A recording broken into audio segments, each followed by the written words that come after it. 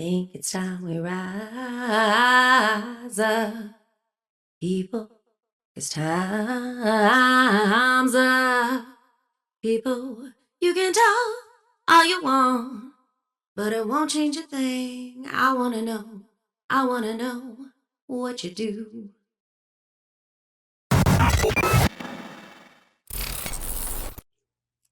Hey everyone, and welcome to the Up and Up with Jodi Newell.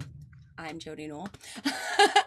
I'm here with Joe Nice today. As you know, we've been doing a series about the Medicare March for Medicare for all good things. And Joe is going to be speaking at the DC event. Joe, why don't you tell us a little bit about yourself?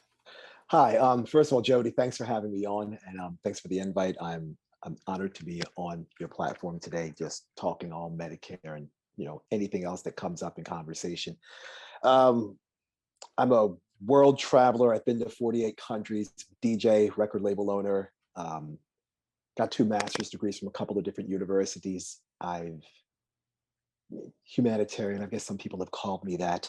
Um, I've done a lot of different stuff in a lot of different places. I've got citizenship in 3 countries, and I've and I mean more important, I've worked with refugees. I've you know done all sorts of stuff around the world, played a few shows, released a few records, but I'm I'm mostly I've I'm concerned about this whole healthcare thing because when that's really what I'm active most about in terms of my activism, Hmm.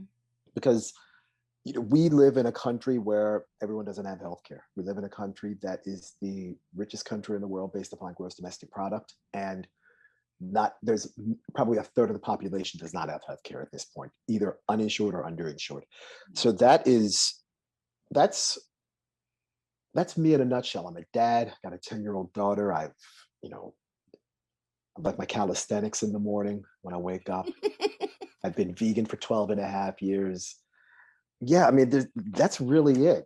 I've got, a little bit of a social media following here and there at Joe Nice DJ on all socials. So yeah, it's interesting being back in America also, because before the pandemic, I was living in Canada with my now ex-girlfriend. And it's interesting to see how being in the United States, just there's an additional weight that's placed on you, and it's not just financial in terms of taxes and the cost of living. It's just the stress of being an American, and I feel that the second the plane lands back in the United States, and I've been feeling that for the better since March 22nd of last year, because that's when I came back to the United States. And it's just been strange being back in America for all this time because I'm so used to not being in America for an extended period of time. But other than that, I'm good. I'm healthy. I'm reasonably content as much as I can be, and I'm looking forward to chatting with you for however long today. How are you? Wow, Joe. I'm blown away because you just Oh say God. those things like they're just like super casual things, like, oh yeah, I got a couple master's degrees and I've been to 48 countries. I mean, I'm happy that I've been to 48 states. Like, that's like here, let alone other countries. My list is much smaller, although You got me beat proud of on that. states. You got me beat on states. I've been Okay. to, yeah, Okay. yeah.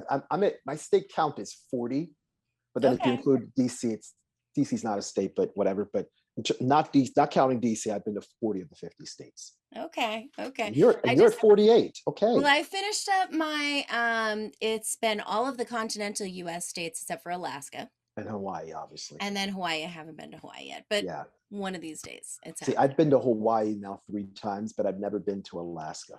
But there's a Mm. bunch in the middle of the country that I've not been to. Well, Like what's funny? I was supposed to go to Alaska mhm. last August, but of course it was August of 2020 when everything went to hell. And then of course, so here I was supposed to get my Alaska in, and I Oh, didn't. I just brought it damn up it. to my kids the other day, and they're like, "No, we're not going to We're Alaska." not going. We're not doing. What are you? Not now. Not now. Not now. Yeah, right. Not now. But you'll So figure it out. You'll get there eventually. right. So I want to know, like, well, I guess first of all, what I'm asking most people, right, about Mhm. kind of, we're talking about Medicare for all. Yes, Or I guess what I want to clarify, because it would lead to the question that I want to ask, right? sure. Is, when you've been to 48 different countries, right? Mhm. And you've seen how the healthcare has worked in a lot of different places. Yes. Or I guess my initial question would be, what makes you so passionate about Medicare for all? But I feel like those things might be intertwined. Tell me if I'm wrong. No, you're not wrong. You're absolutely right, Jody. And I guess part of it is years ago, actually, in both stops in graduate schools, both graduate schools, University of Baltimore and Wake Forest, I worked with refugees. And in many instances, the refugees I was working with were coming from countries that didn't have healthcare, Hmm. that didn't have a government managed healthcare system, or the only health care that they were receiving was when they were in the refugee camps and then receiving health care from either United Nations or the International Organization of Migration. So when you came to America, it, obviously the whole Medicare and Medicaid situation is a challenge because now you're having to fill out forms, you're having to go sit with people at different medical facilities, et cetera. The linguistic barriers obviously become a challenge because in many instances, these people aren't speaking English. They're not speaking English. English is not their first Mhm. language, even though they might understand it. When you're in this clinical medical encounter and English is not the what's called the A language or mother tongue, you're not supposed to be conducting any sort of medical interventions with that secondary language. You're supposed to be using an interpreter at that point. And then there are some medical concepts that might get lost in translation, literally and figuratively. And and I saw in many instances when the benefits ran out for that specified period of time when refugees come into the United States, that many people are just left destitute and without healthcare. And in a lot of the other countries that I've been to, like Australia, Austria, New Zealand, Slovenia, France, Germany, So jealous, but okay. Switzerland, um, Netherlands, Sweden, Portugal. Gosh, I'm trying to think. Canada, Belgium. They all have healthcare systems, and they're all either single payer or universal healthcare system models or socialized care. And in the United States, we don't have that. And I've seen how in other countries where I've seen friends of mine have surgeries and go to the doctor and they're paying nothing. And I'm just Mm. like, yo, you just went to the doctor and didn't have a copay? They're like, yeah, we never have copays. And I'm like, what? It's Oh like my a gosh. joke. Every time I have to go to the doctor, I have to pay for it. They're like, really, Joe? That's how it is in it? I'm like, yeah, it's how it is in America. And you have to have insurance. And you have to have insurance. And so my again, we're the richest country in the world based upon gross domestic product. There's no reason why the United States should not have Medicare for all. We should have it. We should have it. And as I said months ago, when I was at the Force the Vote marches in Washington, D.C. on January 3 and 4 of this past year, I was interviewed by my good friend John Farina from Status Quo. He's a video Okay. journalist. Everybody knows John. Yeah.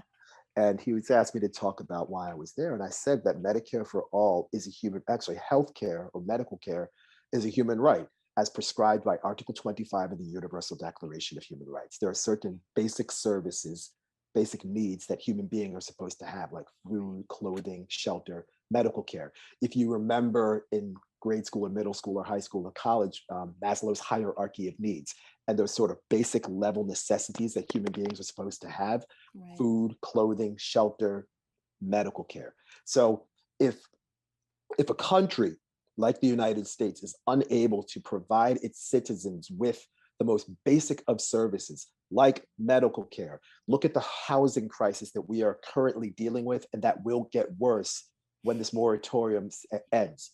That the United States, in my opinion, is a failed state.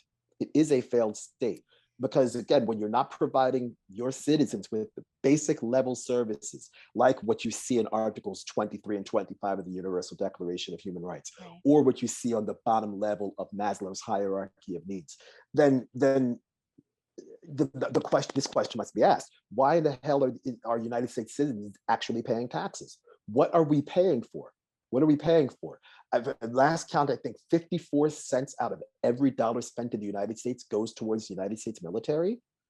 What about some of that money, or actually, what about all of that money going towards social services and healthcare? What about that money going to a housing first program to make sure that people are not living under overpasses underneath every bridge that you see in every major city in California? Mhm. Why aren't we doing these things? Why don't we have a federal jobs program that is designed to rebuild the infrastructure of this country instead of destroying another country's infrastructure? We should be There should be two major jobs programs right now. One just strictly just for infrastructure, and the other internet for all. There should be broadband access in every single part of this country. And again, just as we talked about this before we started to hit record on this interview, I played a festival in Northern California 2 weeks ago, and the nearest town was a 45-minute drive away.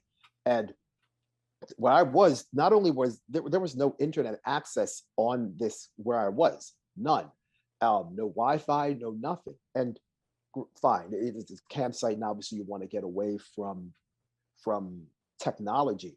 But there are people who live near that Right. area who are families who aren't camping, who have kids and a husband and a wife, and maybe an in-law living there, and other people nearby who will need the internet to conduct any sort of business or to have any sort of educational opportunities in the future.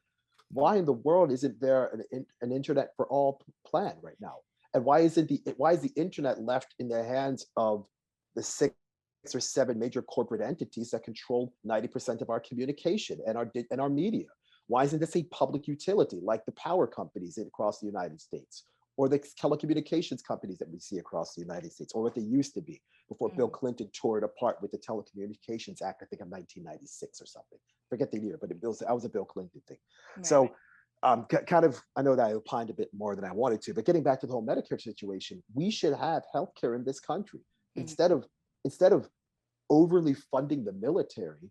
How about funding social services, including healthcare? There's One of my master's degrees is in nonprofit management from the University of Baltimore. Not to everybody that knows about the University of Baltimore, downtown Baltimore. And with nonprofits, and I remember saying this to one of my professors, and we had an interesting discussion after class. I said nonprofits are essentially outsourced government agencies. And there is a bit of truth to that, because if you look at the rise of nonprofit organizations, there's inverse relationship with the decline of government agencies that Right, provided services that these nonprofits have to right. provide now.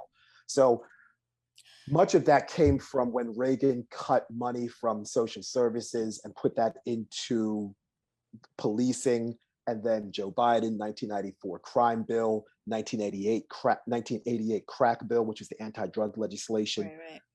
So there was a lot of money that went to policing and the quote unquote war on drugs, when the real war was the fights for humanity, freedom, equality, and survival in these United States, but typically by poor white people, Black, brown, and indigenous people, and other people of color. So again, getting back to healthcare, healthcare is something that everyone should have in this country. And when people say that healthcare is too expensive in the United States, or a single payer model is too expensive in the United States, in Canada, the cost of their single payer healthcare program per person is about $550. Mhm. In the United States, it's about $2,500.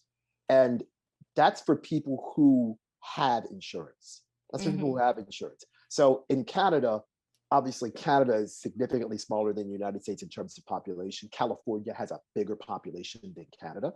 But if a single payer plan can work in Canada and the cost per person is less, then why can't we have that in the United States with a GDP that is probably 8 or 9 times what Canada's GDP is, with a population that's about 8 or 9 times the population of Canada? The numbers should add up. It should make sense, but our politicians are bought and paid for by these healthcare organizations, the lobbyists, and it's a joke. And what we've seen during this pandemic is whatever you are, you've become more of. Mm. So if you are a compassionate person and a Mhm. benevolent human being, then you've probably been pushed to do more of that because you've seen other people suffering. If you are a greedy bastard, then you've become more greedy. You've become more greedy. Take a look at the billionaire oligarchs and how much money they have made during this pandemic. An estimated $1.4 trillion of wealth have been added to their And they act coffers. like they earned it. And they act like they earned it. Yeah, that's a huge problem. I have a big problem with that. The so again, there's been plenty of people who before this pandemic were living paycheck to paycheck. They're now probably living day to day. Yeah. There are plenty of people who their living situation was good for maybe 3 months out. Their housing situation might be good for the next week or two.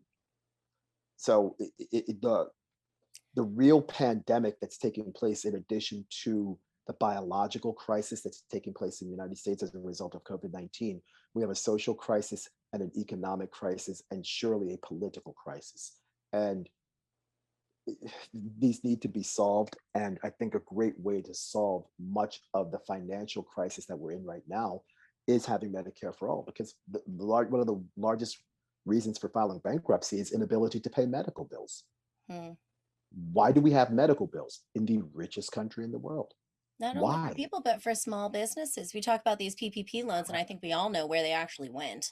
I mean, the majority of it just went to organizations and businesses that didn't need it. So it's how do Right. you define? And I actually have had this conversation. I mean, I've had this thought through much of what you've just said is how do you define? So Yes. we talk about a failed state. How do you define a successful state? Like, the GDP. Okay, well, how do we, is that what we use to define what we are, if we are the wealthiest nation? Yes. How do we define wealth, right? How do we define success? And at the end of the day, how do we define what a small business is? And what's very interesting is that our understanding of what we think a small business is not the same way that it's defined as far as the PPP loans and those kind of things are concerned. So when we talk about Medicare for all, that is so people talk about having an employment crisis where they can't, get people to come into work. Well, there's a lot of other things that go along with that. Of But course. when you talk about small businesses, you have to understand how frustrating it must be for small businesses, more difficult for actual mom and pop small businesses to be able to provide medical insurance for the people who are working there. So not only the individual, I know that at my work, which is a nonprofit, a homeless shelter is, Yes. I pay a portion of it and then my employer pays a portion of it. Well, that comes out of what their budget, what they can afford to pay, and Of it course. also comes out of my pocket. So not only does it hurt me, but it hurts this nonprofit that's Exactly. trying to do good things for people in the world, Right. right? So it takes Right. money out of their coffers and it takes money out of mine. The one thing I do want to push back on, because there's this framing that kind of goes along with everything, and it's an understandable framing, I think, in the way that we've in the way that we've been brought up and to understand exactly how things work. But as far as the federal budget is concerned, we don't have Yes. to actually cut back on those other things in order to do these things, the things that actually bring back money, the things that actually benefit people, and ultimately are are the things that we want to spend money on. The military doesn't bring back money to people. It brings back money to military contractors, right? So that doesn't actually do anything good. If we do a federal jobs guarantee, that puts more money into people's pockets so that they can put more money into the local economy and these kind of things. And so, but at the end of the day, because America has a fiat currency, we don't necessarily have to tax in order to do that. But I understand kind of where that framing comes from. I just kind of wanted to highlight that No, as and well. it makes perfect sense. And the other part is not only the fact that Medicare for all would just be good for human beings' health, but it would save an estimated $450 billion per year. 450, 400, the federal government's, the military budget is somewhere in the neighborhood of $780 billion.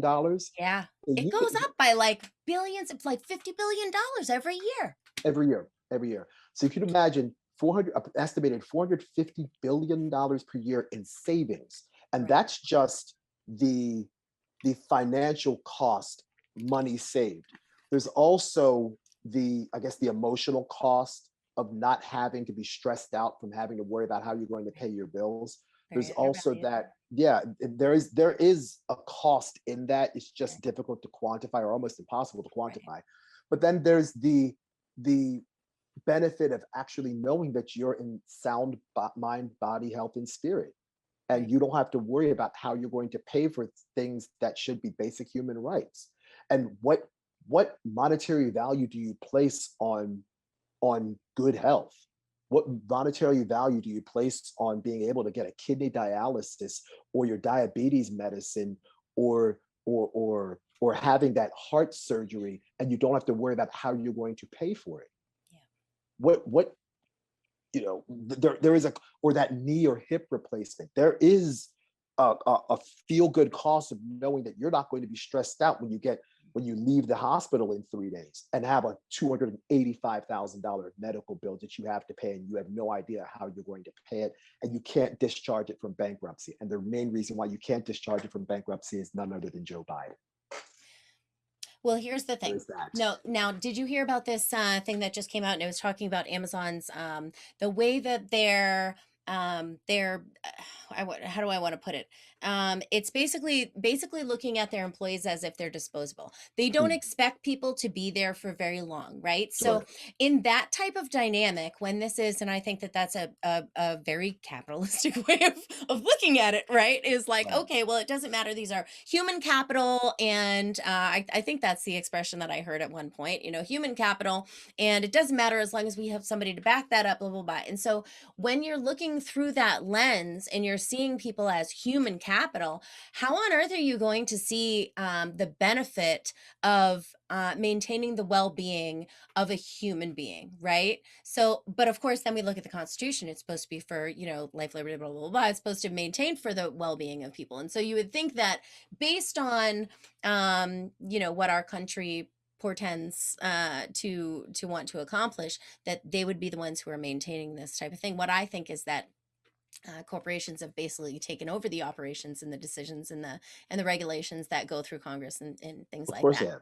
Of course And they have. so that has been thrown completely out the window, if it ever existed in the first place. But I think I would like to think that that's a valuable goal, or a I, valuable, and that I that should firmly be the agree with goal.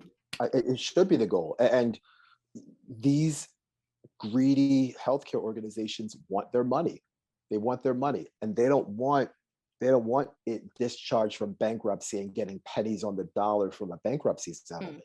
They don't want that. And I know in the United States, I think a half a million or a little bit more than half a million families file for bankruptcy strictly on the basis of inability to pay for medical bills. Yeah. Think about that. So these healthcare organizations are getting their money one way or another. And if they file and you can't discharge medical bills through bankruptcy. So the only thing you can get is, I guess, some sort of bankruptcy protection, which only lasts for a period of time before that ends. And then you have to figure out how you're going to pay these medical bills that you have no business being able to you should have no business having in the first place, Right. let alone these medical costs being incredibly exorbitant. You look at some of these medical bills, it's like, okay, well, why am I paying $95 for 2 Tylenol? Why am I paying $47.50 for a tongue depressor? A tongue depressor is a popsicle stick minus the popsicle. Seriously. That's what it is. It's a popsicle stick minus the popsicle. And you're going to charge me almost $50 for a piece of wood. I say, really? That's what it is now? So, yeah, we need to completely overhaul this healthcare system of the United States. And if you allow me another minute or so, I don't think people truly understand how terrible the Affordable Care Act actually is and why it's a And bad piece of legislation. Um, the and everyone thinks that Barack Obama, a Democrat, was the major driving force behind the writing of the Affordable Care Act, when he wasn't. He wasn't. He essentially passed Mitt Romney's healthcare plan on the state level, mass care, or yeah, pejoratively I'm known from as MACA. Massachusetts, so Romney Care, we had it first. You had it. You had it. And Wasn't most great people, then. huh? It wasn't great then. It's not great now, but okay, go No, ahead. no, no. But and that was created by a right-wing think tank called the Heritage Foundation, Yeah. where they based their healthcare model on what's called a three-legged stool model of healthcare. The three legs of the stool being access to insurance, government subsidies, and a fancy rule called the individual mandate. So there is your healthcare plan. There's your healthcare plan. So if Mitt Romney had been elected president, was in 2012 or is it 2016? I think it was 12.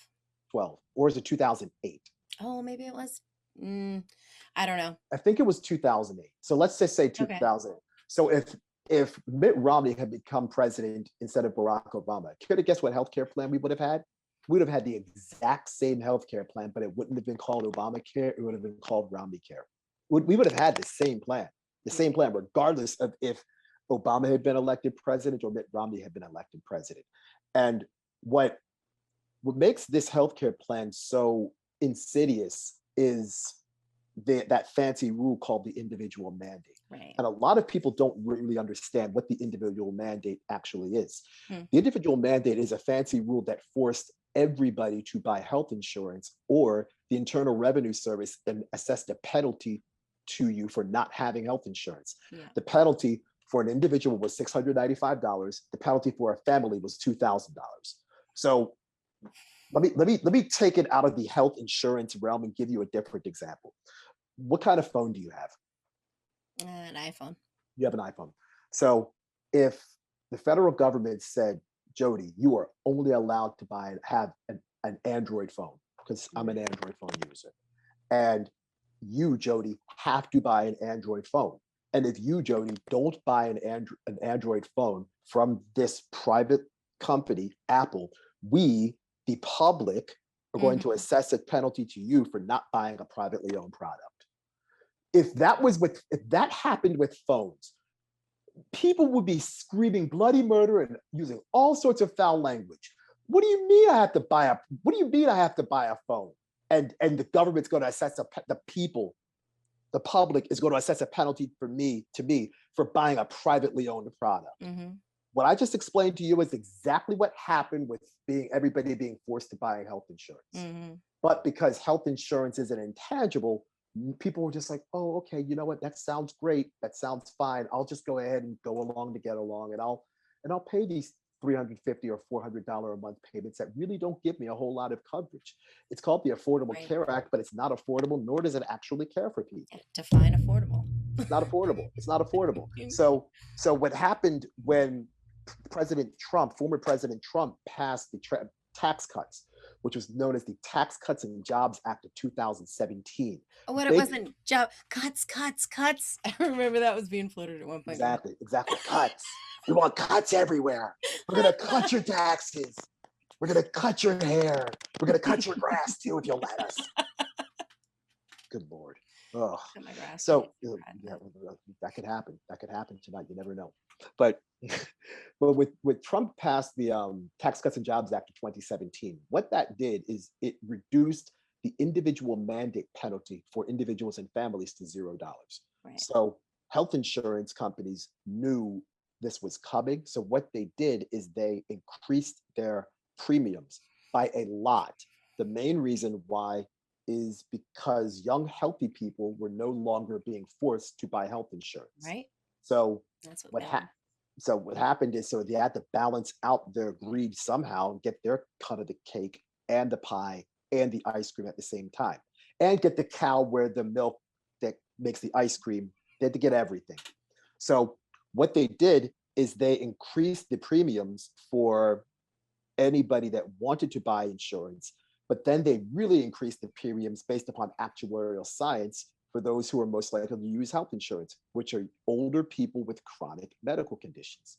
So if you're 56 and you have a kidney problem, your health insurance is even more unaffordable now than it was pre Tax Cuts and Jobs Act of 2017. So now young healthy people aren't paying into the system. Everyone that wants health insurance has to pay more to cover the young, healthy people that aren't being forced to pay into the system. And the reason insurance works is because you have a shared risk among the aggregate. So Mhm. everybody pays in, and there might be some people that don't get any benefit of paying in.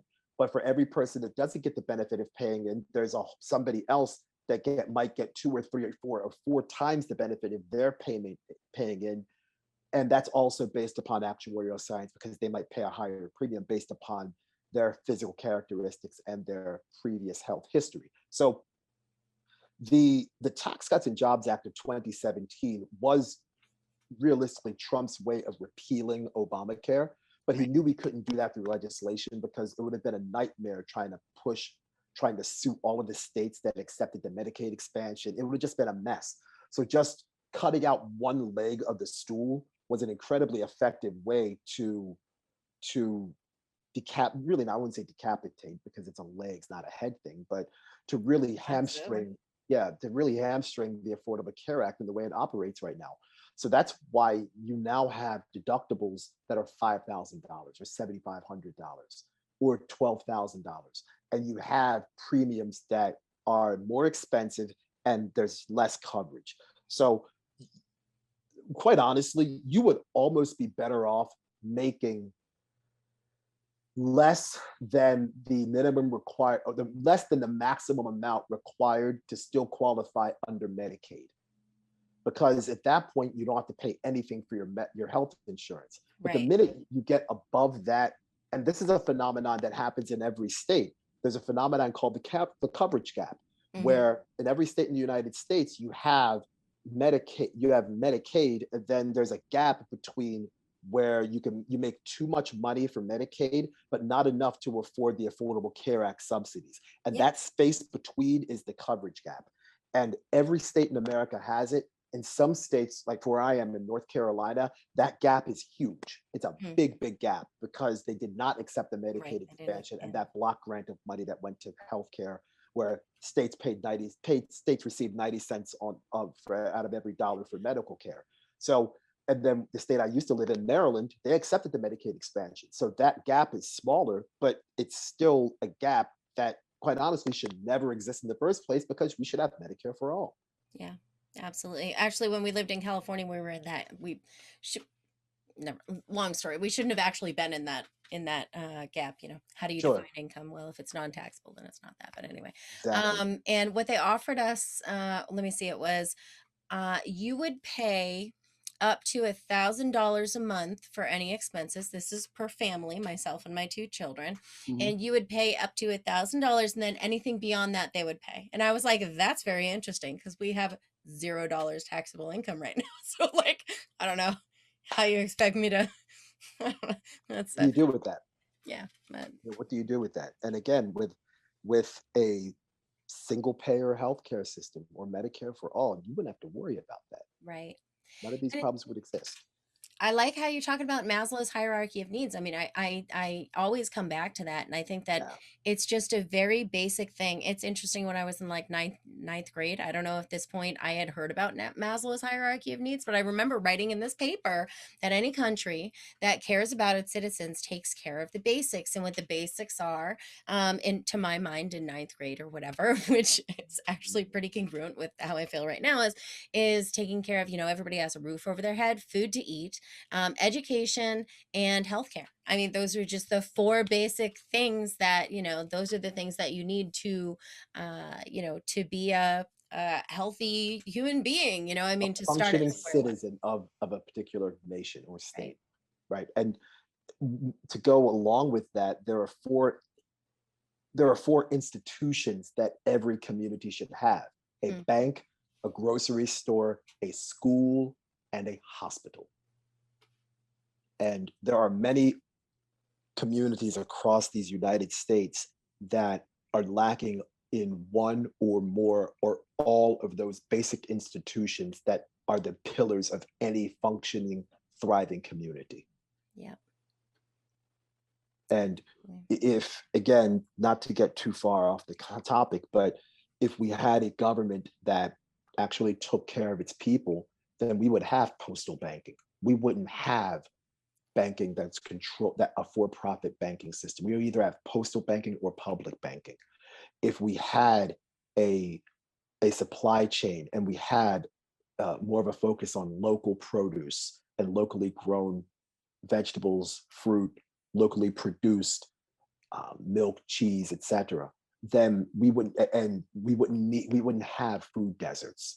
We wouldn't have them if we had an educational system that focused on not only reading and writing, but focused on developing our children into functional human beings, because a lot of what kids are learning in schools now, it's totally useless. I don't care about the Mesozoic era of when dinosaurs roamed the earth. Nobody cares about that. But when you're 19 or 20 years old, you're going to eventually have to figure out how to balance a checkbook. So Mm. financial literacy should be taught early in life. You shouldn't have to be an accounting major at a local university to figure out how to balance a checkbook. Conflict resolution should not be limited to just being a psychology or psychiatry major in Mm. undergrad or graduate school. That's something that should be taught when you're in kindergarten. You see what I'm saying? So even the subject matter or the pedagogies that we are being taught or were taught in schools and that we're seeing in our children's schools now, it doesn't necessarily need them to be functional humans or self-sufficient humans when they become 18, 21, 25, 30, or 40. You end up having to pay for services that really should be taught when you're young. You should know how to change a tire on your car. You should know how to fix a hole in drywall. You should know how to cook your own food, or better yet, how to grow your own food. Wouldn't that Yeah. be nice? Yeah. But I also understand that there is a time and place for learning the quadratic formula, and there's a time and place for learning, about 18th century British literature. I get it, and it's cool to learn all that stuff too. But in addition to learning all of that stuff, the stuff that we should be learning is just how to be basic functional human beings. And so much of that is not being taught in schools. And then the other basic institution that we should have is a hospital. And take a look at how many hospitals have closed. Take a look at the hospital situation in New York City, where Governor Andrew Cuomo closed a bunch of hospitals because he didn't collect enough tax revenue from the billionaire class that lives in his state. That then last year he turned around and asked President Trump for ventilators and a mobile hospital in a boat, and then turned the Javits Center into a triage area. Well, if you had these other hospitals that could have remained open, and you didn't close them and turn them into condos, then you would have enough hospital beds. So again, government is not doing enough for its people. And I think you and I are at least in agreement on this, that the United States is a failed state, and it continues to fail its citizens. And I have long been a proponent of not only the Yellow Vest movement in France and the Gilets Jaunes, and this my friend Eric Kessner Nice. out of Love Eric. yeah, Eric's a good dude. He's a good brother. He made a bunch of these vests strictly for the Medicare for All marches. He was kind and benevolent enough to send me one, so I'm thankful for that. But even at every protest that I've been attending over the past couple of years, you've seen me wear a yellow vest, because and the yellow vest, depending on where you are, has a different context. But for the most part, if you see people with a yellow vest, it's a sign of being not only anti-establishment, but pro-worker. And I have long been a proponent, now more than ever, of mass worker strikes across this country, not only intra-industry and inter-industry. Let's not forget this: during this entire pandemic, the United States did not lock down like other countries in Europe did. Right. Germany locked down, France locked down, Spain locked down, Portugal locked down, where my dear cousin Jillian lives in Malta. They locked down, where a bunch of my friends in Bosnia and Croatia live, and Slovenia. They locked down. The United States, Canada locked down. The United States didn't lock down. There's a major reason why. The United States didn't lock down for fear of what a worker stoppage would have done to the economy. If people didn't go to work for 2 weeks, what would that have done to the United States economy? So let's think a bit more ahead. Let's three-dimensional chess. Well, not even three-dimensional chess. Just move the pieces around so you can get check and then checkmate.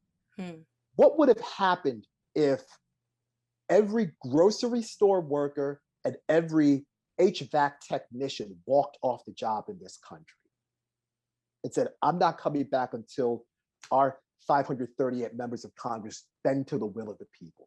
What would have happened? Do you think in the CARES Act, we would have only gotten $600 a week plus whatever our state benefits were giving us? No, we would have had Medicare for all. We would have had some sort of health care that would have covered everybody at minimum through this pandemic. At minimum through this pandemic. And we would have probably gotten more than $600 a week, which if you break it down by hour, by a 40-hour work week, is $15 an hour. The same $15 an hour Joe Biden and Raphael Warnock and John Ossoff said they were going to fight for, but then Yeah. never fought for. And same for the squad, all of them. The same $15 an hour. Yeah. But now we got $300 a week. So if you break that down by a 40-hour work week, that's $7.50 per hour. 25 cents more than the federal minimum wage. So right now, anybody that's still getting the $300 a week paycheck during this latest stimulus package or latest act is only getting 25 cents per hour more than what a federal minimum wage would pay. That's what $300 a week is. It's $7.50 per hour based on a 40-hour work week. Yep. But remember, we've got billionaires that are going to be launching themselves into space in the next couple of Yes, because that's awesome. And you know that's what? It's interesting though because they are talking like that's the case. Like the way that when I don't watch TV very much anymore, but I mean I don't own a watch TV at all. TV, But so I I'm see good. clips every once in a while, and you know the way that people are talking, it's as if everybody, you know, oh everybody just got lazy and nobody wants to go. You know, what I mean this kind of thing. It's as if what you described, you know, that kind of wake up call is it's as if that happened, but that's not really what happened. You know Sure. what I mean? It's Mhm. kind of interesting. Anyway, thank you so much for coming on. I got to wrap it Of up and all that. course, of But course. I'm really excited actually I get to meet you in DC in person Yeah, I'm going to because be I'm there. going to There's be going to there be a covering bunch you of this us press there. tour. There's going to be a bunch of us that are going to be there. Out to Savage Joy Marie for having me on, out to Sharif, out to Ricky. There's a load of magnificent speakers that are going to be on the bill. Lee Camp will be there. Paula Jean Swearigan will be there. Dr. Joe Jarvis will be there. Oh, gosh, I'm trying to think who else is going to be there. Reverend Annie Chambers, who's an absolute powerhouse. She will be there. Um, I know Marianne Williamson will be there yeah. because Oh, and Marianne I Williamson is like the keynote speaker. yeah. There's a few other activists that will also be involved. And somehow a DJ that's traveled around the world it somehow just made his way onto this distinguished list of speakers. What? And I am Who's that? honored and Just kidding. yeah, I know. Who would that be? Who's that brother? But yeah, I'm honored that um, Savage Joy thought enough of me to put me on. I mean, she actually saw I was standing 8 or 9 feet away from her at the Force to Vote rallies when she gave that heartwarming talk about why everybody should have health care. And then I saw her with the conference with Jimmy Dore did, and I mean there wasn't a dry eye at that park on January 3rd and 4th. Everybody heard it, and everybody felt it. Everybody felt those words. It was real, and it was a real conversation. And so yeah, it's you know this whole Medicare for all thing. It's not just for people like me who are reasonably healthy and are okay. What about the savage joys of the world who have to have expensive injections that cost a ton of money per month? All right. What about the millions of people who lost their health insurance as a result of this pandemic, and it was employer-sponsored health insurance? And it's not just. I don't want people to understand this. When an individual, let's say you have one sole breadwinner or income earner in the house, and that person is responsible for the health insurance needs of a particular family. When these statistics come out and say that someone lost health insurance, they're not necessarily taking into account the spouse and the children that are also on that insurance policy. So if once let's say that the wife is the main breadwinner and wife loses her job, well, guess what else? Husband and 3 kids just lost their health insurance too. That's 5 people. So it's not just a matter of these individuals lost their insurance. There are families that are involved with this. There are families that are involved that lost their health care. And when people say that we don't need socialized medicine, well, we actually already have socialized medicine in this country. It's called the VA. It's called the VA. We have it. We don't need a single payer healthcare system. Well, we already have it. It's called the current Medicare system. Oh, I got my vaccine for free. Oh, well, guess what? You know how that got taken care of? Medicare for all. So if they can give everybody a vaccine, if they can give veterans coverage, and my younger brother is retired Air Force, so he's on TRICARE, so he and his wife and his 3 kids get health care for the rest of their lives. If my mom and my dad and my stepmom and my stepdad can get health care, through Medicare, then why can't everybody else? Yep. Why can't everybody else? It's Medicare for all. It's a human right. We're supposed to have it, and we're going to fight for it. That's what not January 24th, July 24th. Well, hell, we might have a march in January 24th of next year. This might be every 6 months we're in the streets. And it probably should be. I know. 24th every 6 months, July, January. We get in the streets. If our politicians haven't listened to us, we find politicians that will. We find politicians that will. But even though I got the date, the month wrong, the date is correct. July 24, there's marches across the country. Go ahead and visit M4, ALL.org. If you want to sign up, hurry up because we're adding more cities as we go along. If you want to buy some merchandise like this fancy t-shirt that says March for Medicare for All and the website underneath. The yellow vest is exclusive. You can't get that on the website. That's exclusive to me and a few other folks. Design your own. People can make their own. Just design your own. Make your own. There's some creative cats out here that can paint and stencil. Or you could get a fist to get a nice little stencil that says M4A now with an exclamation point and size 48 font. You can do that yourself with enough time and care.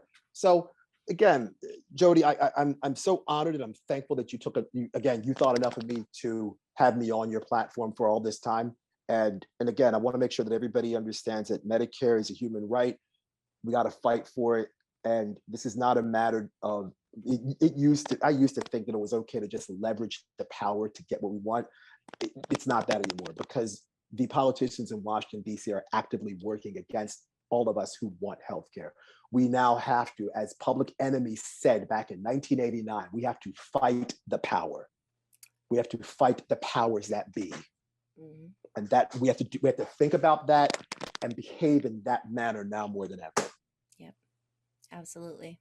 I'm gonna just leave it with that. It's fucking amazing. Sounds like a good way to do it. I'm good with that. And I'll see you in DC. And I'll yes, see ma'am. you. I'm gonna see everybody in DC. Everybody, come out. If you're in Baltimore, Northern Virginia, New Jersey, Harrisburg, PA, Western Maryland, Frostburg, Harpers Ferry, West Virginia, look, come out. We need boots are on the ground, and we need to shut shit down in this country. And the best way to shut shit down is the power of people. Again, you mentioned this earlier on, human capital. It used to be human resources, but then it went to human capital. I want people to understand that human beings are our greatest resource. We are our greatest resource. We are the power. And we have it in our hands, and we have it in our feet, and we have it in our bodies, and we got to use it. Use it or lose it. Damn straight. All right. Thanks, Joe. And thanks, y'all, for watching. Like, share, and subscribe. And we'll see you in DC. Yes, ma'am. Peace.